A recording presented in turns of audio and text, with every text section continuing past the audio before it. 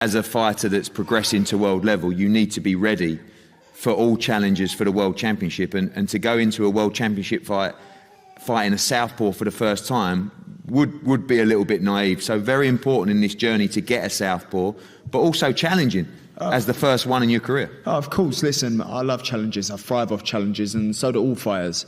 You know, we're all compares, we're all fighters, we all love a challenge, we'll get up for a challenge, and this is a challenge, a different type of challenge, you know, that I plan on overcoming and, you know, flying with passing colours.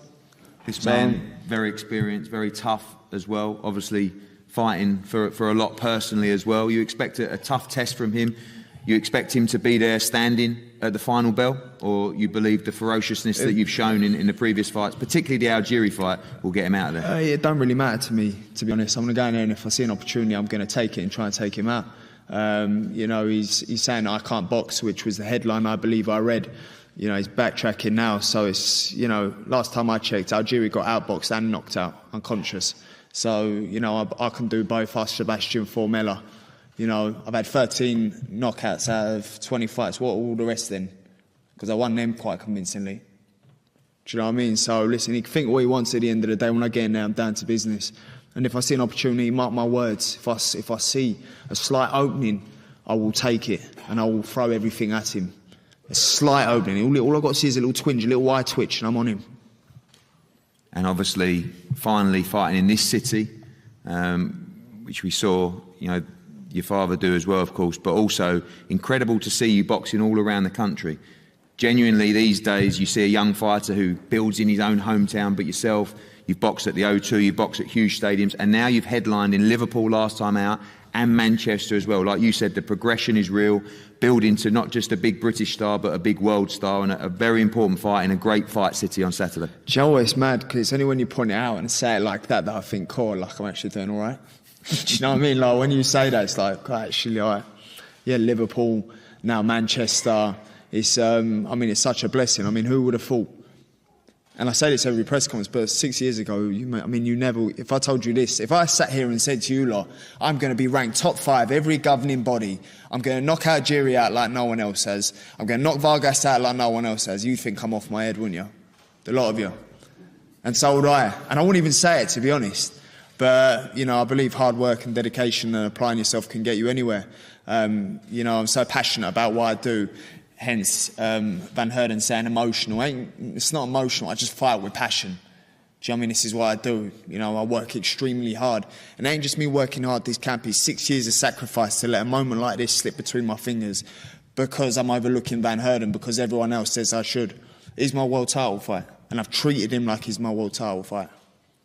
Well, I know you put the work in. It's going to be a tremendous fight between two great welterweights. Britain versus South Africa at the Manchester Arena this Saturday, live on DAZN around the world. Great co-main event. Chris Billam-Smith against Tommy McCarthy. Alicia Baumgardner defending her WBC and IBO World Championships against Soledad Matisse. Jack Cullen back in the ring. Jordan Thompson, Thomas Whittaker-Hart, James Metcalf, Cyrus Patterson, Luke Evans, and of course, Jordan Thompson, who is on the verge of taking out big challenges in the cruiserweight division, and Campbell Hatton, following in the footsteps of his dad, which will be a very emotional experience seeing him fight in front of fans at Manchester Arena for the first time. Don't miss a great show. We're going to have head-to-heads down here and all these gentlemen and ladies available for the media after. Thank you. We'll see you Saturday. Not a card I'm excited about, but nonetheless, since it's going to be a pretty mild day on Saturday, I'm going to be here covering it. Fighters of note on the card. By the way, what's the day's date? Today's the 14th. The fight's taking place on the 16th on DAZN over in the Manchester Arena. Headlined by Conor Benn versus Chris Van Heerdan. Alicia Baumgardner versus either Soledad Matisse or Soledad Matisse. Is she related to Lucas? Could somebody tell me she's from Argentina? Oh, what if she is? You think she is? You think she's from the Matisse family? Well, anyway, if I was to rate the card, I am going to give it a C on a plus-minus scale. A C. Nothing really here that I really want to see. You know, I mean, the only attractions here, truthfully, to me, are Conor Benn, Alicia Baumgardner, and for the degenerates to keep following the progression of the 6-0 Campbell Hatton, and just wondering, mate, when is it going to happen? You know, like, he's got 2 KOs. But listen, it seems as though, you know, I'm not being disrespectful to the kid. I'm just saying it looked like he might not make it to be, you know, the 10-0, 15-0. Well, anyway, Conor Benn is ranked currently number 3 by the WBA, number 5 by the IBF, and number 5 by the WBO. The WBC, he is, where's he at? He's not ranked, surprisingly. Maybe our WBC rankings hasn't been updated yet. But basically, you know, guys that are in front of him are guys like Keith Thurman, Boots Ennis, Virgil Ortiz. And to be honest, he doesn't beat Boots Ennis. He doesn't beat Virgil Ortiz. But you know who I would say he would beat? From what I've seen so far, he would beat Adrian Broner. That's something. Him and Mario Barrios, who Keith Thurman fought on pay-per-view a couple of months back. That's something I would entertain. You know, him and Josesito Lopez would be a barn burner. Former WBA world champion who lost to Radzhab Butaev. Butaev is fighting Amantes Stanionis later on this weekend. This weekend on the Spence Ugas undercard to be the Errol Spence Ugas mandatory. I think that he would beat Jamal James. You know, I'm not ready to put him, and I understand, you know, how people can be, you know, like the hometown guy and everything. And he's a very confident dude, you know, Conor Benn. He talks the shit. He talks the talk.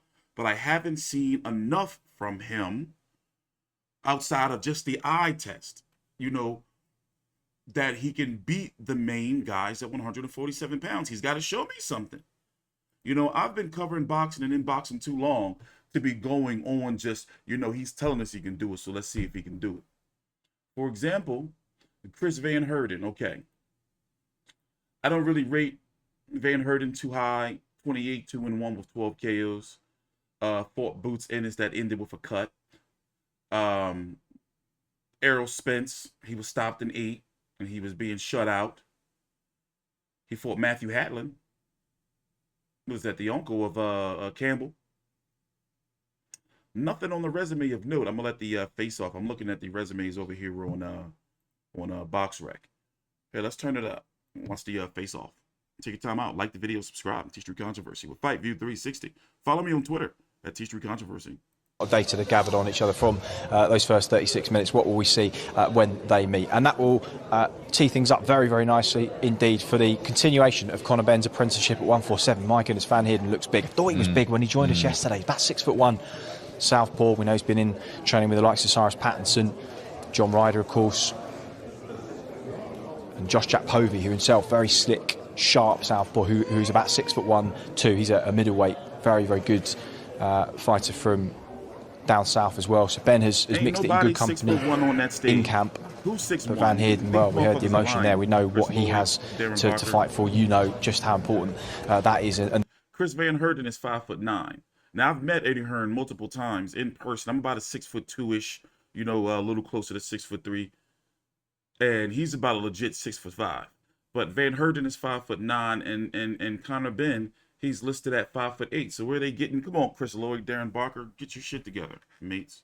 Well, anyway, looking at his resume, like, listen, you know, ain't nothing there. You know, like Chris Algieri, okay. Chris Algieri been a part-time fighter for, you know, we got to be critical, right? You know, Chris Algieri been a part-time fighter, commentator for some time. You know, never really been known to have like the pop to keep a puncher off of him. Adrian Granados, you know, he pretty much ran around the whole ring.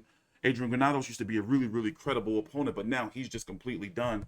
Samuel Vargas stopped him in one. Okay, he was in it with Danny Garcia, but really when he got in with Danny Garcia, he was more known to be like a journeyman-ish type of fighter. You know, and Sebastian Formella was a very impressive performance. He got the unanimous decision victory and beat him better than Sean Porter did.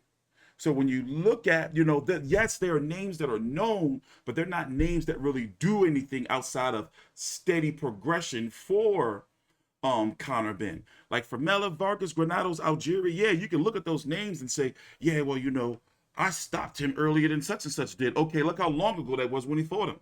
Oh, I beat him, got a better score than he did. Well, look how long it was ago before Adrian Granados was respected. You see what I'm saying, Sammy? Like, you know?